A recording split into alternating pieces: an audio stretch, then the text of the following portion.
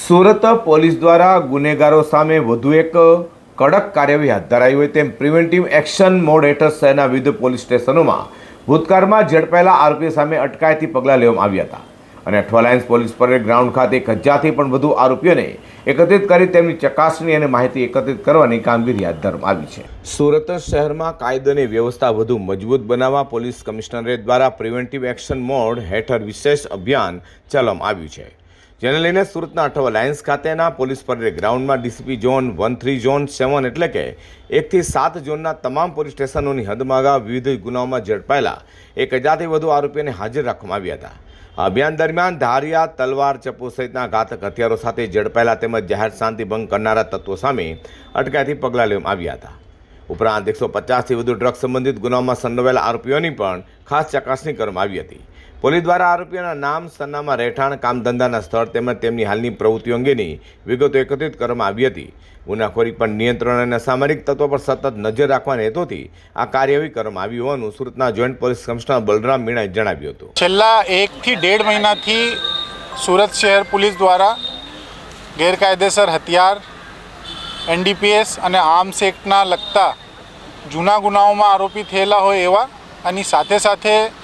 જે ચેકિંગ દરમિયાન પકડી પાડવામાં આવ્યા હોય એવા તમામ આરોપીઓ વિરુદ્ધમાં એક ખાસ ઝુંબેશ હાથ ધરવામાં આવી હતી અમારા માનનીય સીપી સાહેબની સૂચનાથી, જેમાં સિટીના તમામ અધિકારીઓ, સેક્ટર અધિકારીઓ, ડીસીપીશ્રીઓ, પીઆઈઓ, એસીપીઓ, આખી તમામ ફોર્સ જે છે વિસ્તારમાં જઈ અને ચેકિંગ હાથ ધરવામાં આવ્યું અને એ ચેકિંગના અનુસંધાને લગભગ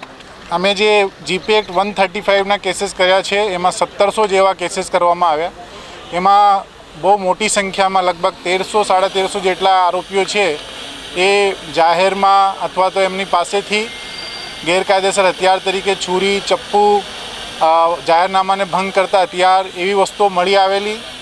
એના અનુસંધાને એમને વિરુદ્ધમાં કેસ પણ કરવામાં આવ્યા છે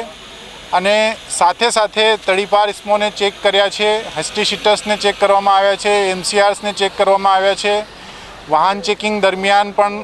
અમુક લોકો જે પીધેલા પકડાયા હોય એમને પણ પકડીને કેસ કરવામાં આવ્યા છે એમવી એક્ટ હેઠળ।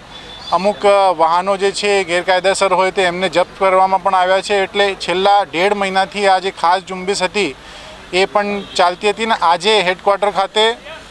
લગભગ 1000થી વધારે એ જ આરોપીઓ જે છેલ્લા 1.5 મહિનાની અંદર અલગ અલગ પ્રકારના ગુનાઓમાં હાથ ઉપર આવ્યા હતા એમને આજે પ્રિવેન્ટિવ એક્શન માટે એક સાથે બોલાવી કલેક્ટર સાહેબને ની ટીમ મારફતે, એક્ઝિક્યુટિવ મેજિસ્ટ્રેટ મારફતે પ્રિવેન્ટિવ એક્શન લેવામાં આવી રહ્યા છે